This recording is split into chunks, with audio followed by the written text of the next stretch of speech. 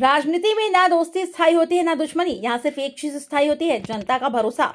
और जब वही भरोसा डगमगाने लगे तो कुर्सी भी हिलने लगती है। आज की बड़ी खबर नीतीश कुमार के लिए किसी तूफान से कम नहीं है।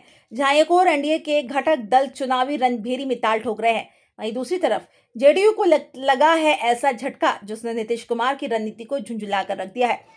क्योंकि कभी जेडीयू के प्रवक्ता रहे डॉक्टर सुनील कुमार सिंह ने अब मुकेश सहनी का हाथ थाम लिया है।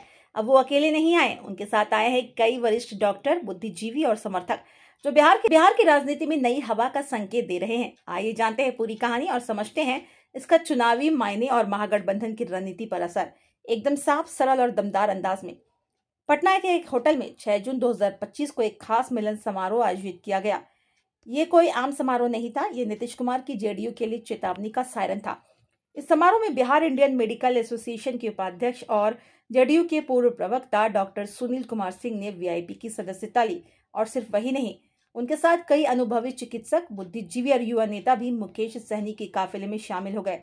डॉक्टर साहब ने कहा, आज बिहार में स्वास्थ्य व्यवस्था दम तोड़ रही है, शिक्षा का हाल बेहाल है और सरकार के पास कोई ठोस विजन नहीं है। मुकेश सहनी के पास योजना है, जज्बा है और बिहार को आगे ले जाने की नीयत है। मुकेश सहनी, जिन्हें राजनीति का सन ऑफ मल्लाह कहा जाता है, उन्होंने मन से कहा, वीआईपी अब सिर्फ पिछड़ों की पार्टी नहीं रही, बल्कि हर जाति, वर्ग और बुद्धिजीवी इसमें विश्वास जता रहे हैं।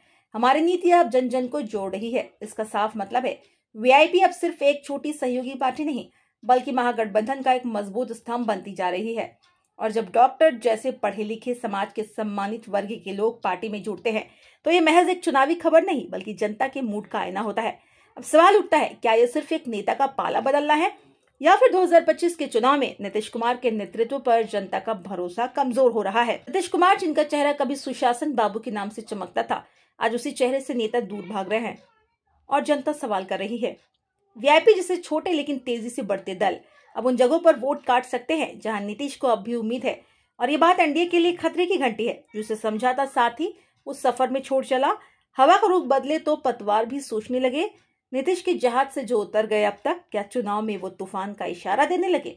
बिहार की राजनीति बदल रही है और ये बदलाव ऊपर से नहीं, नीचे से शुरू हो रहा है। डॉक्टरों, शिक्षकों, युवाओं और आम जनता की सोच बदल रही है। अब सिर्फ जाति नहीं, नीति और नीयत भी देखी जा रही है। 2025 का चुनाव सिर्फ कुर्सी का नहीं होगा, ये भरोसे की परीक्षा होगी। और इन टॉक की यही कोशिश है, आप तक हर बदलाव की सच्ची आवाज पहुंचाई जाए। अगर आप चाहते हैं बिहार की राजनीति में नई सोच का सूरज उगे, तो इस वीडियो को लाइक करें, शेयर करें, कमेंट में बताएं।